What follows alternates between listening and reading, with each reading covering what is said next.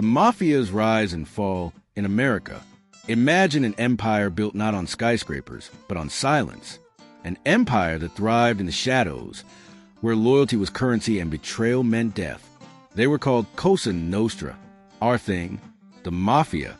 For decades, they controlled everything from the corner bar to entire industries. They bribed judges, infiltrated unions, and turned cities into their personal kingdoms. But behind the glamour of smoky nightclubs and expensive suits was a network of fear, corruption, and murder. This is the story of how the Mafia rose from immigrant neighborhoods to national dominance, and how the very system they exploited would one day bring them crashing down. To understand the Mafia in America, we have to begin where it all started, the immigrant struggle. In the late 1800s, waves of Italians and Sicilians arrived in New York, chasing the promise of a better life. But instead of opportunity, they found poverty, overcrowding, and hostility. In Sicily, people had long relied on secret societies for protection when the government failed them.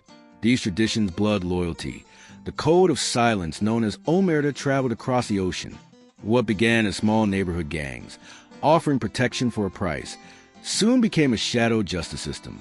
For many immigrants, the Mafia was both a curse and a necessity.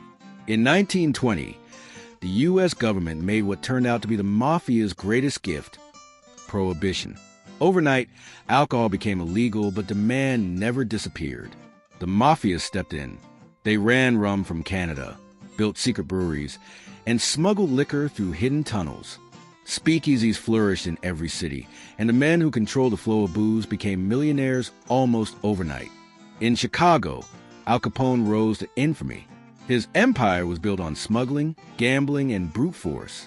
Newspapers painted him as both a ruthless gangster and a kind of folk hero who defied the government. But New York was where the real power was taking shape. Instead of bloody street wars, ambitious mobsters like Lucky Luciano pushed for organization. He saw the Mafia not as gangs, but as a business, a corporation of crime. Luciano's vision changed everything.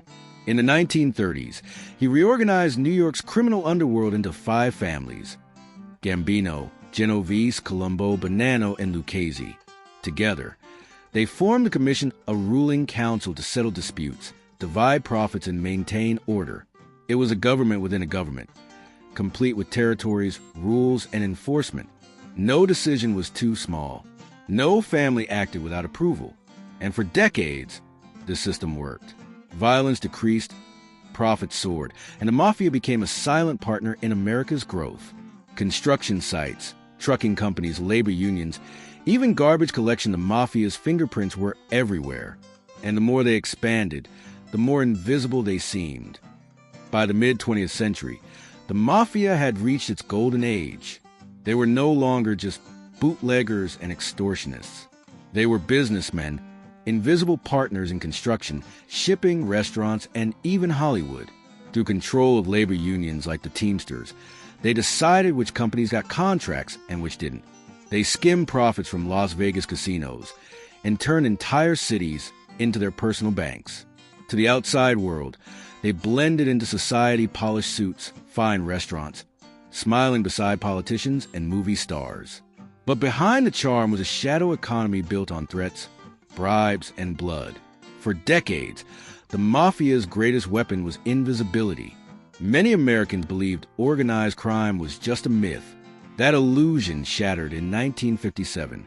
In a quiet town called Appalachian, New York, state police stumbled upon a massive gathering of mob bosses.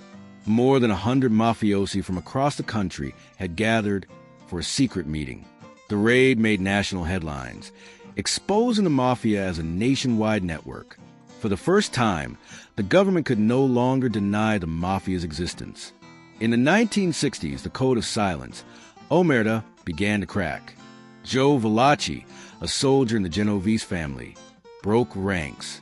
Before Congress, he revealed rituals, structure, even the very word Cosa Nostra. It was the first time the public saw the Mafia unmasked. But law enforcement still struggled. Arrests came and went. Bosses slipped through the cracks, and fear kept most witnesses silent, until a new legal weapon arrived. In 1970, Congress passed the RICO Act, Racketeer Influenced and Corrupt Organizations. For the first time, prosecutors could charge mafia bosses not just for individual crimes, but for leading a criminal enterprise. The FBI launched long-term investigations, planning wiretaps in homes, cars, even meeting rooms. Slowly, the untouchables were being touched. The bosses who once ruled from the shadows were dragged into courtrooms, their secrets played on tape for the world to hear. The final blow came from within. High-ranking members, once bound by blood oaths, began flipping to save themselves. Sammy, the bull Gravano, underboss to John Gotti, turned informant. His testimony sent Gotti, the so-called Teflon Don, to prison for life. It was a betrayal that shocked the underworld and signaled that Omerta was broken. One by one, bosses fell. Families crumbled. The Commission's iron grip on America was finished. Today, the Mafia still exists, smaller, quieter, a shadow of what it once was. But their story is a mirror of America itself. How poverty breeds power in the shadows, how corruption feeds empires, and how no secret kingdom lasts forever. The Mafia's rise and fall was written in blood and silence. Its legacy? A reminder that organized crime never truly dies. It only changes its face. If you want to see how organized crime reinvented itself for the digital age, subscribe and stay tuned for the next episode.